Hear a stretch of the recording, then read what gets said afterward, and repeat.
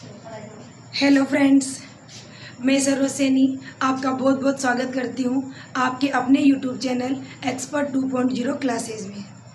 इसके पहले की क्लास में हम लोगों ने compounds and type of compounds discuss किए थे। हमने साथ में जो कंपाउंड्स के जो अलग अलग टाइप्स होते हैं उनको बनाना भी सीखा था कि जो आयनिक यौगिक होते हैं उनके जो दोनों टाइप्स हम लोगों ने पढ़े थे, एक तो आयनिक यौगिक और दूसरा हमने पढ़ा था सहसंयोजक यौगिक। तो आयनिक यौगिक और सहसंयोजक यौगिकों में जो डिफरेंस होता है, उनके जो गुण होते हैं और उनको जो बनाने का तरीका होता है, वो हमने इसके पहले की वीडियो में सीखा था। आज की क्लास में हम लोग मिश्रणों यानी मिक्सचर और उनके टाइप्स के बारे में डिस्कस करेंगे। तो जैसा कि हमने समझा था कि एलिमेंट्स और कंपाउंड में सबसे बड़ा डिफरेंस ये होता है कि तत्व तो एक ही प्रकार के परमाणुओं से मिलकर बने होते हैं और जो यौगिक यानी कंपाउंड होते हैं वो अलग अलग तत्वों के परमाणुओं से मिलकर बने होते हैं। आज हम डिस्कस करेंगे कि मिक्सचर क्या होते हैं। तो जब दो या दो से अधिक प्रकार के तत्व या यौगिक आपस में मिलते हैं तो उनके मिलने की वजह से जो नए पदार्थ बनते हैं उन्हें हम मिश्रण या मिक्सचर कहते हैं।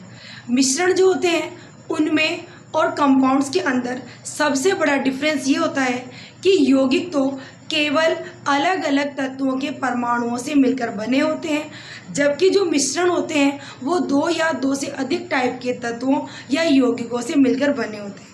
सबसे बड़ी इंपॉर्टेंट चीज़ जो इनमें डिफरेंस है वो ये है कि जो यौगिक होते हैं उन यौगिकों में तो जो कंपोजिशन होता है, संगठन होता है, उसे आप चेंज नहीं कर सकते। जैसे कि हाइड्रोजन और ऑक्सीजन से मिलकर जल का अणु बनता है, यानी वाटर एक यौगिक कंपाउंड होता है, वो बनता है। इसके साथ ही CO2 यानी कार्बन डाइऑक्साइड कार्बन और ऑक्सीजन से मिलकर बनती है। तो इन जितने भी कंपाउंड्स के बारे में हम लोगों ने अभी बात की, इनका कंपोजिशन, रेशियो ऑफ कंपोनेंट्स हमेशा सेम ही रहता है। यानी उनमें पानी आप किसी भी सोर्स का लें, कार्बन डाइऑक्साइड आप कहीं से भी लें, लेकिन उनके अंदर जो एटम्स हैं, जो एलिमेंट्स हैं, उनका जो रेशो रहेगा वो हमेशा फिक्स रहेगा और उसके रेशो को हम लोग चेंज नहीं कर सकते। पर बात अगर मिक्सचर की करें तो मिक्सचर का जो कंपोजिशन होता है वो कभी भी फिक्स नहीं होता। फिक्स नहीं होने का मतलब आप इसके कंपोजिशन को, संगठन को चेंज कर सकते हैं। हम हमारी मर्जी से कोई भी पदार्थ को कम या ज़्यादा मिलाकर जो मिक्सचर होते हैं उनके कंपोजिशन को बदला जा सकता है। जैसे कि सोडा वाटर में पानी और सोडा का जो मिक्सचर होता है वही सोडा वाटर कहलाता है। तो सोडा वाटर में पानी की वैल्यू आप कम या ज़्यादा कर सकते हैं। इसी तरह से हम चाहें तो सोडा की मात्रा भी कम ज़्यादा कर सकते हैं। इसी तरह से लेमन वाटर होता है, उसमें आप नींबू का रस कितना भी यूज़ कर सकते हैं और पानी की क्वांटिटी कितनी भी यूज़ कर सकते हैं। मतलब यहाँ पर कोई फिक्स कंपोजिशन नहीं होता कि आपको इतना ही ग्राम नमक लेना है, इतना ही ग्राम पानी लेना है, इतना ग्राम नींबू लेना है, इतना ग्राम शक्कर लेनी है। मतलब बस आपको उनको मिक्स करना होता है और जब मिक्स करके वो आपस में मिल जाते हैं, अब वो सोल्यूबल हो या सोल्यूबल ना हो, वो उनको भी आप मिक्सचर ही बोलोगे। जैसे दूध में क्रीम दिखने में आपको घुली हुई दिखती है, बट एक्चुअली दूध में क्रीम घुली हुई नहीं होती, तो वो होमोजीनियस तो नहीं होता, मतलब वो पूरी तरह से घुला हुआ तो नहीं होता, लेकिन फिर भी उसमें भी दो या दो से अधिक टाइप के पदार्थ आपस में मिक्स हैं, तो दूध भी अपने आप में एक मिक्सचर का ही एग्जाम्पल होता है। पानी में आप रेत डालें तो पानी में रेत नहीं घुलती, फिर भी वो भी एक प्रकार का मिक्सचर ही होता है।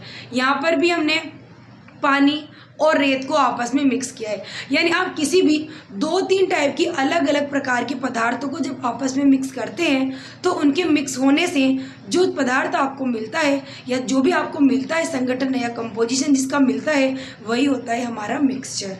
मिक्सचर के बारे में और अधिक बात करें तो एयर यानी वायु भी अपने आप में एक मिक्सचर होती है, क्योंकि वायु के अंदर बहुत सारी अलग अलग गैसें पाई जाती है और उन गैसों को आप अलग अलग मेथड से अलग भी कर सकते हो। जैसे कि एयर में आपको याद होगा 78% नाइट्रोजन गैस पाई जाती है, 21% ऑक्सीजन गैस पाई जाती है और इसके अलावा कुछ अदर गैसें भी पाई जाती है, 0.003 कार्बन डाइऑक्साइड और बाकी जलवाष्प और अदर गैसें एयर के अंदर प्रेजेंट होती हैं। तो हम यहाँ पर ये कह सकते हैं कि जो एयर है उसके अंदर भी अलग अलग कंपोनेंट्स अलग अलग गैसों के रूप में पाए जाते हैं, इसीलिए एयर भी अपने आप में एक मिक्सचर होता है। तो सबसे नॉर्मल तरीके से अगर हमें मिक्सचर को समझना है तो हमें यहाँ पर ये नहीं ध्यान देना कि दोनों आपस में मिले हुए हैं, दो तीन चीज़ें मिली हुई है या नहीं, बस वो मिली हुई है। अगर वो मिली हुई है तो हम उन्हें मिक्सचर कहेंगे। जैसे रेत में पानी नहीं घुलता लेकिन फिर भी वो अपने आप में मिक्सचर होता है। पानी में नमक डालते हैं वो घुल जाता है, फिर भी वो मिक्सचर होता है। यानी दो या दो से अधिक प्रकार के तत्वों या यौगिकों को जब हम आपस में मिक्स करते हैं तो उनसे ही मिक्सचर प्राप्त होते हैं। तो हम मिक्सचर के बारे में और अधिक डिटेल समझते हैं। देखें, सबसे पहले तो बात करें मिक्सचर की, तो मिक्सचर की खोज 600 ईस्वी में फिनोशियनो नामक साइंटिस्ट ने की थी। यानी इन्होंने केवल डिस्कवर किया था। उसके बाद में 16वीं शताब्दी में रॉबर्ट बॉयल नामक साइंटिस्ट थे जिन्होंने एलिमेंट्स, कंपाउंड और मिक्सचर की डेफिनेशन को प्रयोगों द्वारा समझाया था। तो एक्सपेरिमेंटल प्रूफ जो दिया था वो तो रॉबर्ट बॉयल ने 16वीं शताब्दी में दिया था, यानी 1600 के बाद में। लेकिन इनके बारे में सबसे पहले जो ये वर्ड यूज़ किया था मिक्सचर, वो यूज़ करने वाले साइंटिस्ट थे फिनोशियनो। इसके बाद हम डेफिनेशन की बात करें तो दो या दो से अधिक तत्वों या यौगिकों के मिलने से बनने वाले पदार्थों को ही मिश्रण कहते हैं। यानी जब दो या दो से अधिक टाइप के एलिमेंट्स या कंपाउंड्स आपस में मिक्स होते हैं तो उन्हें हम मिक्सचर या मिश्रण कहते हैं। नेक्स्ट हम बात करें, मिश्रणों का बनना रासायनिक अभिक्रिया नहीं होती। रासायनिक अभिक्रिया उसे बोलते हैं जिसके अंदर पदार्थों के सारे गुण बदल जाते हैं। लेकिन जब आप मिक्सचर बनाते हैं, जैसे मान लो पानी में शक्कर घोली, तो पानी में शक्कर घोलना एक नॉर्मल फिजिकल चेंज है। केवल पानी में शक्कर डाल दी, शक्कर का टेस्ट भी आएगा, पानी की जगह पानी के गुण अपने आप में उसमें रहेंगे ही सही।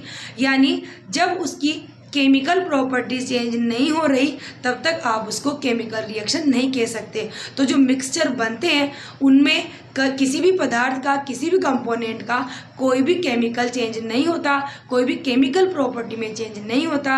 इसीलिए मिक्सचर का बनना एक फिजिकल चेंज है, न कि केमिकल चेंज। नेक्स्ट चलते हैं कुछ एग्जाम्पल, जैसे एयर है, वायु जो होती है वो भी एक मिक्सचर का एग्जाम्पल है। वायु में oxygen, nitrogen, carbon dioxide, ETC, यानी इसके अलावा और भी बहुत सारी गैसें जैसे वाटर वेपर पाई जाती है और भी बाकी कुछ अदर गैसें पाई जाती है। तो वायु भी इन बहुत सारी गैसों का एक मिश्रण होता है। इसके बाद जैसे सोडा जल, सोडा जल वही सोडा में पानी या पानी में सोडा डाल के जो मिक्सचर बनाया जाता है। लेमन वाटर, समुद्री जल। समुद्री जल मिक्सचर इसलिए होता है क्योंकि समुद्र के अंदर, यानी जो समुद्र का पानी होता है उसके अंदर बहुत सारे टाइप के अलग अलग पदार्थ पाए जाते हैं। जैसे कि समुद्र के पानी में नमक तो होता ही है, तो पानी के साथ साथ उसमें सोडियम क्लोराइड भी होता है। जैसा कि आपको याद है कि समुद्र का पानी खारा होता है क्योंकि उसके अंदर सोडियम क्लोराइड की क्वांटिटी होती है।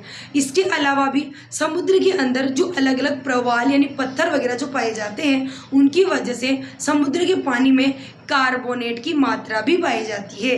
यहाँ तक कि समुद्र में पाए जाने वाले जो बहुत सारे एनिमल होते हैं वो उस खारे पानी से बचने के लिए उनकी बॉडी के बाहर कैल्शियम कार्बोनेट के कवर भी पाए जाते हैं। तो ये सारे के सारे पदार्थ समुद्र के पानी में घुले हुए होते हैं, इसीलिए समुद्र का पानी भी एक मिक्सचर होता है।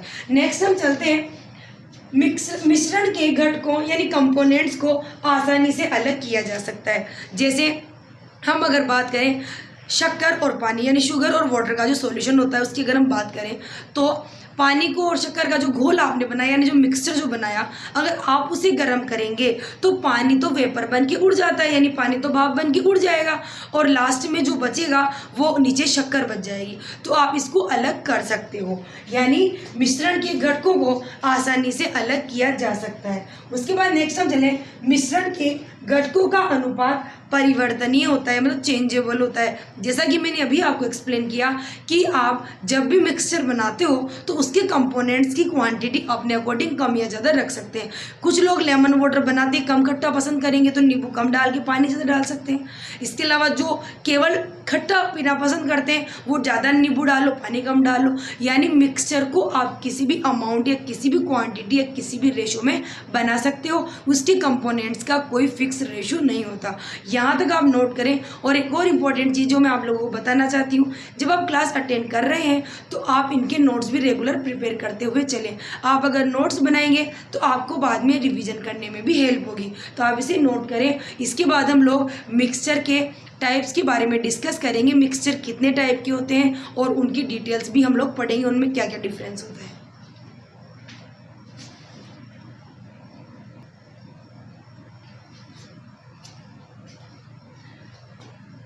अब हम लोग स्टार्ट करते हैं मिश्रण के प्रकार यानी types of mixture. Types of mixture, मिश्रण के प्रकार, यहाँ लिख लेंगे आप हिंदी में चाहे तो, मिश्रण के प्रकार। यानी देखो जो मिश्रण होते हैं उनको दो टाइप से डिवाइड किया गया है। तो इनके जो टाइप्स हैं, दोनों टाइप्स हैं, और जितने भी टाइप के होते हैं उनके बारे में हम डिस्कस करेंगे। देखो जो मिक्सचर बनते हैं उनमें हम जब पदार्थों को आपस में मिक्स करते हैं तो एक तो ये है कि वो या तो घुल जाते हैं या वो नहीं घुलते। दूसरी बात, कभी कभी ऐसा होता है कि वो घुले हुए दिखते जरूर हैं पर वो घुले हुए होते नहीं हैं। जैसा कि मैंने अभी थोड़ी देर पहले आपको बताया कि दूध के अंदर क्रीम को देखकर हम कभी भी अलग से पहचान नहीं सकते, लेकिन जब दूध को कुछ लंबे टाइम के लिए आप फ्री छोड़ देते हैं तो उसमें क्रीम के ऊपर से अलग से लेयर आ जाती है। इसका मतलब ये है कि वो क्रीम दूध में कभी भी घुली हुई नहीं थी। तो कई बार जो पार्टिकल्स यानी कण होते हैं मिक्सचर के, उनका साइज कम ज़्यादा होने की वजह से या तो हम उन्हें कभी देख पा रहे हैं या कभी हम उनको नहीं देख पा रहे। अगर कणों का साइज बड़ा है तो वो आपको दूर से देखने पर ही दिख जाएंगे। जैसे कि पानी में रेत मिलाते हैं तो पानी और रेत आपको आसानी से दिख जाता है, लेकिन पानी के अंदर अगर आप नमक घोलते हैं तो नमक पानी में घुलने के बाद आप उसके पार्टिकल्स को नहीं देख सकते। इसके साथ ही कुछ घुल गए, जैसे नमक घुल जाता है, रेत की बात करें तो रेत पानी में नहीं घुलता। तो घुलनशीलता और पार्टिकल्स का जो साइज होता है उसके अकॉर्डिंग हम लोग अलग अलग टाइप से मिक्सचर को डिवाइड कर सकते हैं। तो यहाँ पर हम जो टाइप पढ़ेंगे वो दो टाइप से पढ़ेंगे, एक तो सॉल्युबिलिटी यानी घुलनशीलता के अकॉर्डिंग, और जो दूसरा होता है वो पार्टिकल्स की साइज के अकॉर्डिंग। तो यहाँ पर हम मिक्सचर की टाइप जो पढ़ेंगे वो दोनों टाइप से पढ़ेंगे। एक तो हम पढ़ेंगे अकॉर्डिंग टू सॉल्युबिलिटी यानी घुलनशीलता के आधार पर, घुलनशीलता के आधार पर, यानी अकॉर्डिंग टू सॉल्युबिलिटी।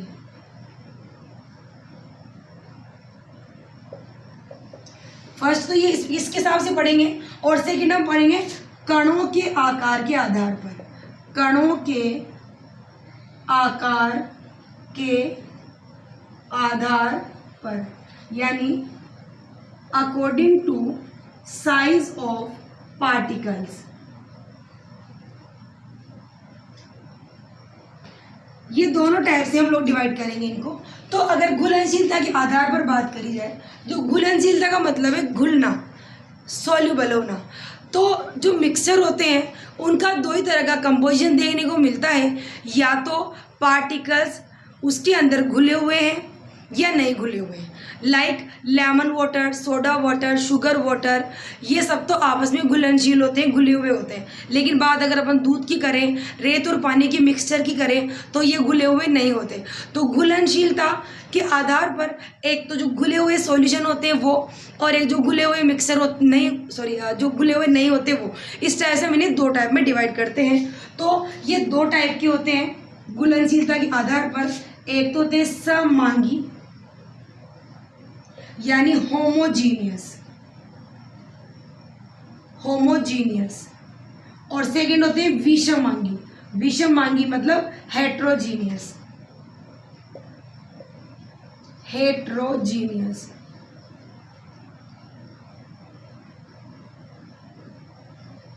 यानी घुलनशीलता के आधार पर मिक्सचर को दो भागों में डिवाइड किया गया है। जब मिश्रण के घटक एक दूसरे में पूरी तरह से सॉल्युबल हो, घुलनशील हो, तो उन्हें हम होमोजीनियस या सममांगी मिश्रण कहते हैं। और अगर मिक्सचर की पार्टिकल्स आपस में यानी जो कंपोनेंट्स होते हैं वो आपस में घुले हुए ना हो तो उन्हें हम विषमांगी या हेट्रोजीनियस मिक्सचर कहते हैं। उसके बाद कणों के साइज के हिसाब से देखें तो कणों के साइज के हिसाब से इन्हें तीन पार्ट्स में डिवाइड किया गया है। फर्स्ट तो होते हैं विलियन यानी सॉल्यूशन, नंबर 1 सॉल्यूशन। सेकंड होते हैं कोलाइडल, कोलोइडल।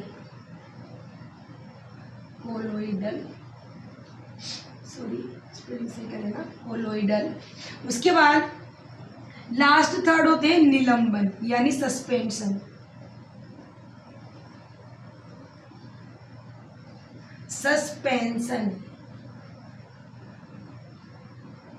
यानी according to size of particles mixture can be divided into 3 parts.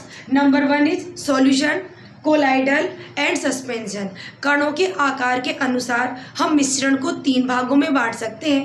पहले विलयन यानी सॉल्यूशन होते हैं, दूसरा कोलाइडल और तीसरा निलंबन।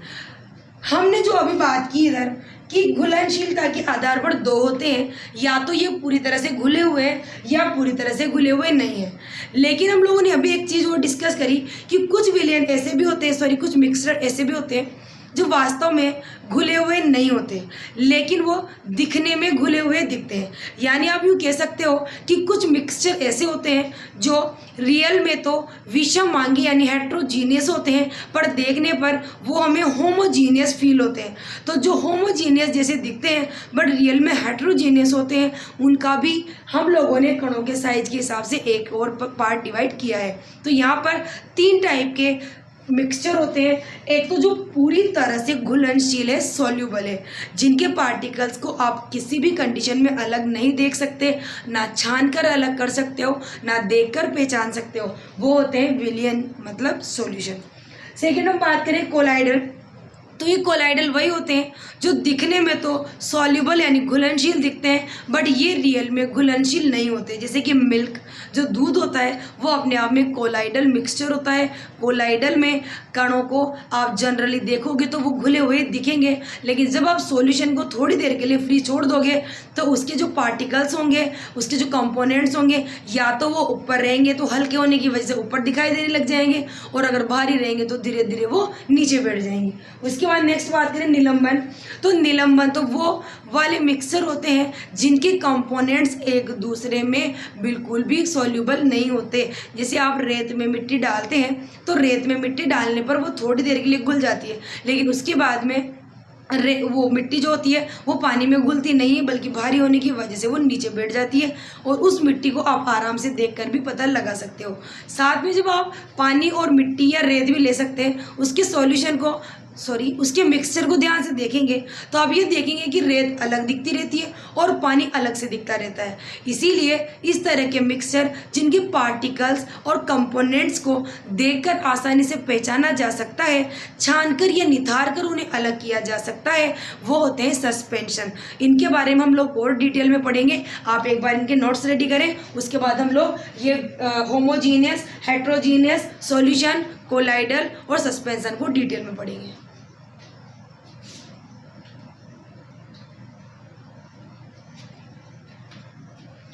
तो आइए अब हम शुरू करते हैं सॉल्युबिलिटी के अकॉर्डिंग मिक्सचर के टाइप। तो जैसा कि हमने डिस्कस किया कि सॉल्युबिलिटी यानी घुलनशीलता के आधार पर मिक्सचर 2 टाइप्स के होते हैं, होमोजीनियस एंड हेट्रोजीनियस, समआंगी और विषमांगी। तो समआंगी वो होते हैं, उन मिक्सचर को कहते हैं जिस मिक्सचर के घटक एक दूसरे में पूरी तरह से घुलनशील होते हैं। तो हम इसके बारे में डिस्कस करते हैं। घुलनशीलता के आधार पर मिश्रण 2 टाइप के होते हैं, समआंगी मिश्रण और विषमांगी मिश्रण। अब हम लोग चलते हैं समआंगी मिश्रण की तरफ। तो समआंगी मिश्रण क्या होते हैं? मिश्रण के घटक एक दूसरे में पूर्णतया घुलनशील होते हैं। जैसे कि नमक में पानी डालना, नींबू पानी बनाना, पानी में शक्कर डालना, ये सब के सब पूरी तरह से घुलनशील होते हैं, इसीलिए इन्हें हम लोग समआंगी या होमोजीनियस मिक्सचर कहते हैं। नेक्स्ट बात करें, समआंगी मिश्रण किसी भी अवस्था में पाए जा सकते हैं। किसी भी अवस्था में पाए जाने का मतलब ये मिश्रण ठोस हो सकते हैं, लिक्विड हो सकते हैं, गैस हो सकते हैं। जैसे कि बात करें अगर लिक्विड की, तो लिक्विड के एग्जाम्पल तो हम लोग इतनी देर से समझ ही रहे हैं। लिक्विड में सोडा वाटर, लेमन वाटर, ये सब लिक्विड फॉर्म में होते हैं। लेकिन बात अगर सॉलिड फॉर्म की जाए तो सॉलिड फॉर्म में आप लोगों ने मिक्सचर कहाँ देखे हैं? आप लोग अगर जानते होंगे तो आपको पता होगा कि आप जो एलॉय यानी अलग अलग प्रकार की मिश्र धातुएं देखते हैं, वो मिश्र धातुएं भी एक दूसरे में मिक्स होकर समआंगी मिश्रण ही बनाती है।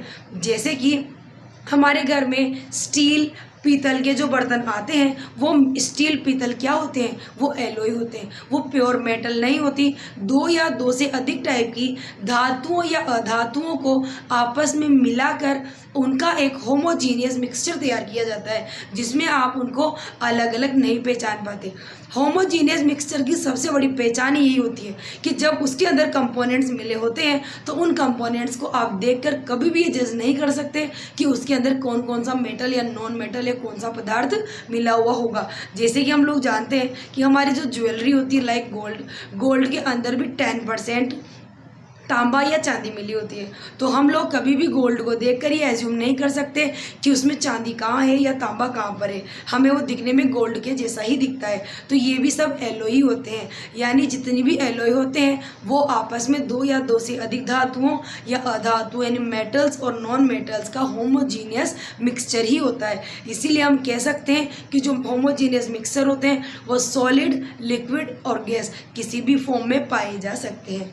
नेक्स्ट पॉइंट और चले, मिश्रण की बनावट एक समान होती है। जैसा कि हमने डिस्कस किया अभी जस्ट ही कि हम लोग मिक्सचर में यानी होमोजीनियस मिक्सचर में पाए जाने वाले कंपोनेंट्स को अलग अलग नहीं पहचान सकते। लाइक लेमन वाटर में लेमन वाटर आपको बिल्कुल एक जैसा दिखता है, यूनिक, उसमें लेमन अलग से दिखाई नहीं देता और वाटर अलग से दिखाई नहीं देता, आपको कंप्लीटली सेम पार्टिकल्स दिखाई देते हैं जिन्हें आप लेमन वाटर कहते हो, यानी पानी में नींबू पूरी तरह से घुला हुआ होता है। इसी तरह जैसा कि मैंने अभी बताया कि जो गोल्ड होता है उसके अंदर 10% कम से कम 10%, क्योंकि 22 कैरेट से ज़्यादा गोल्ड का प्योर गोल्ड आपको नहीं मिलता। कम से कम 10% गोल्ड में 10% चांदी या तांबा यानी कॉपर मिलाया जाता है। तो उस वाली जो गोल्ड को आप देखते हैं उसमें आपको ना तांबा दिखाई देता है ना चांदी दिखाई देती है, तो उसकी जो बनावट होती है वो एकदम सेम होती है और उसको आप देख के अलग अलग नहीं पहचान सकते। नेक्स्ट हम बात करें एग्जाम्पल की, तो एग्जाम्पल में जैसे नमक और शक्कर का घोल, नींबू पानी है, सोडा जल है और मिश्र धातु है। यहाँ तक के नोट्स रेडी करें, उसके बाद नेक्स्ट टॉपिक की ओर चलते हैं।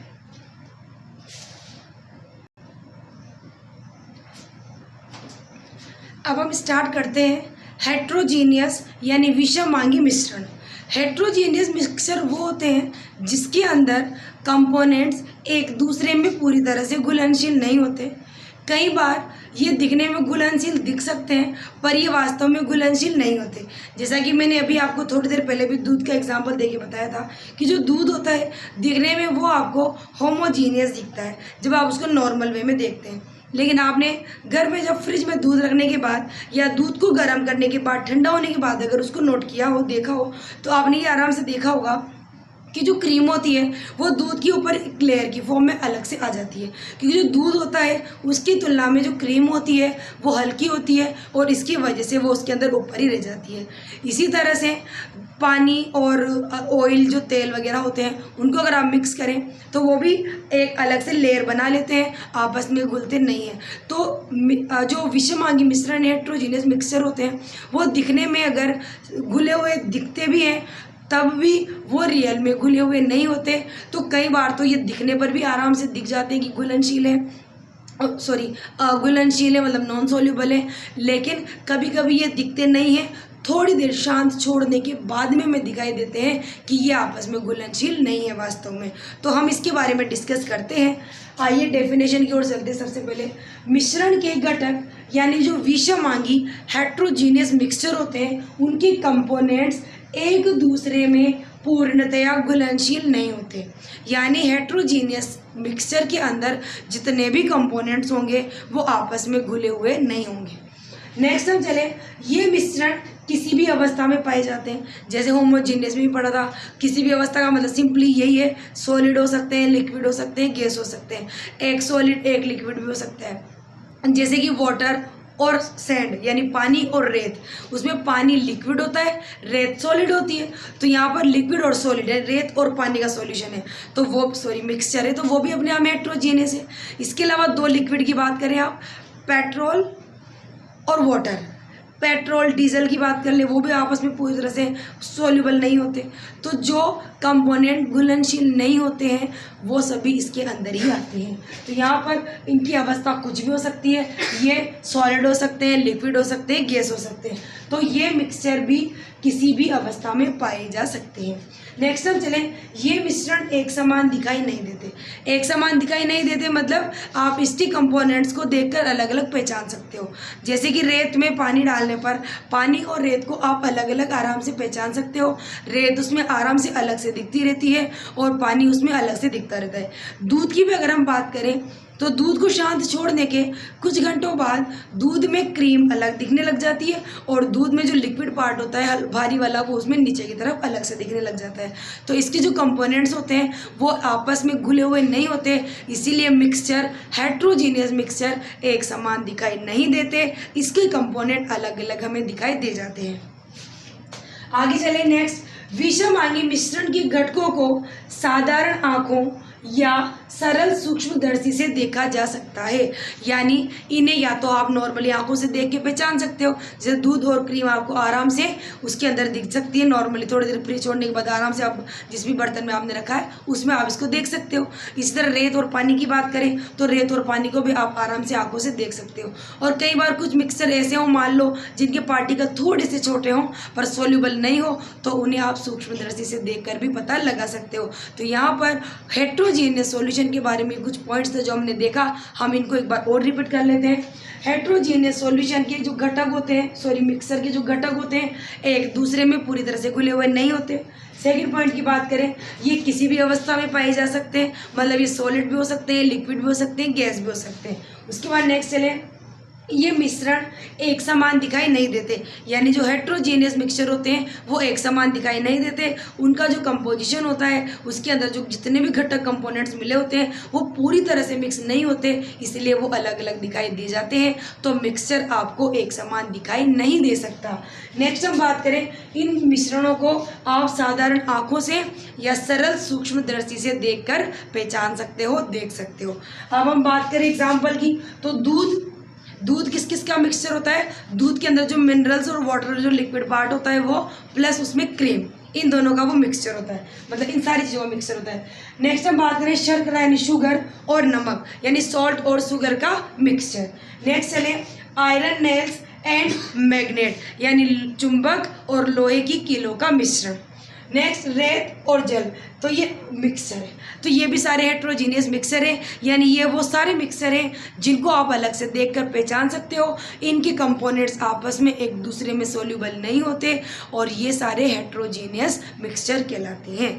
आप इनके नोट्स रेडी करेंगे, उसके बाद हम लोग अब जो नेक्स्ट वाला टॉपिक था according to size of particle type of mixture हमने जो देखे थे, सॉल्यूशन, सस्पेंशन एंड कोलाइडल, ये हम तीनों नेक्स्ट क्लास में पढ़ेंगे क्योंकि तीनों टॉपिक थोड़े बड़े हैं और इनमें थोड़ा सा टाइम भी लगेगा समझने में, क्योंकि यहाँ पर जो सॉल्यूशन वगैरह है उनमें सॉल्यूशन के भी आगे टाइप्स हैं, तो अपन उनको सारा डिटेल में पढ़ेंगे नेक्स्ट क्लास में। तब तक आप इनके नोट्स बनाएं, इनकी तैयारी करें। हमारी क्लास को रेगुलर ज्वाइन करने के लिए आप हमारे चैनल को सब्सक्राइब कर लें, साथ में बेल आइकन प्रेस करना न भूलें ताकि आपको आने वाली क्लासेस की नोटिफिकेशन भी मिलते रहे।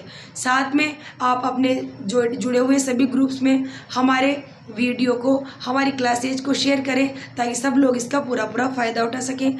आप हमारे चैनल में लगातार बने रहें, अपना ध्यान रखें, सुरक्षित रहें, सेफ रहें, मेहनत करते रहें। सी यू, टेक केयर।